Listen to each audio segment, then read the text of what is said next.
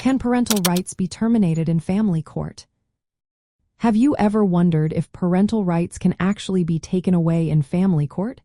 This is a significant topic that affects many families. Let's break it down so you can understand how this process works.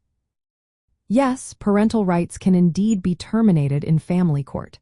This legal action completely severs the relationship between a parent and their child. When this happens, the parent loses all legal rights and responsibilities.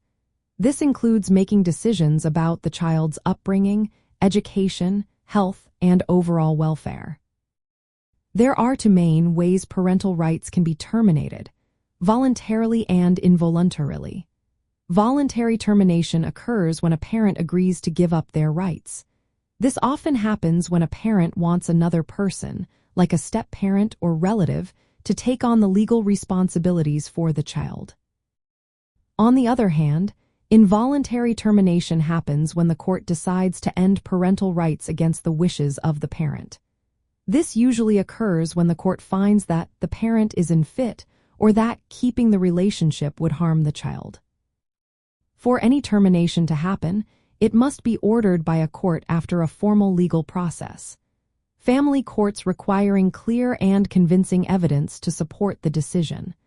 The primary standard guiding these decisions is what is in the best interest of the child. The grounds for termination can vary depending on the jurisdiction. Common reasons include abuse, neglect, abandonment, failure to support or care for the child, or parental incapacity. The process typically starts with filing a petition by an authorized party. This could be a parent, relative, child welfare agency, or an adoption entity.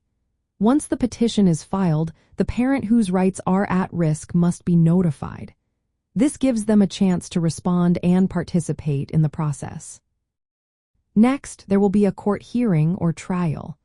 During this time, evidence is presented to establish the grounds for termination. The judge will then make a decision based on the evidence and what is best for the child. If a parent does not voluntarily give up their rights, the court can still proceed without their participation, as long as proper notice has been given. It is important to note that terminating parental rights is a permanent action. This means that the parent will no longer have any legal relationship with the child. Often, this step is necessary for another party to adopt the child. Because this is such a serious legal matter, courts handle these cases with strict procedures and high standards of evidence. This is to ensure that parental rights are protected while also prioritizing the welfare of the child. Understanding parental rights and the process of termination can be complex.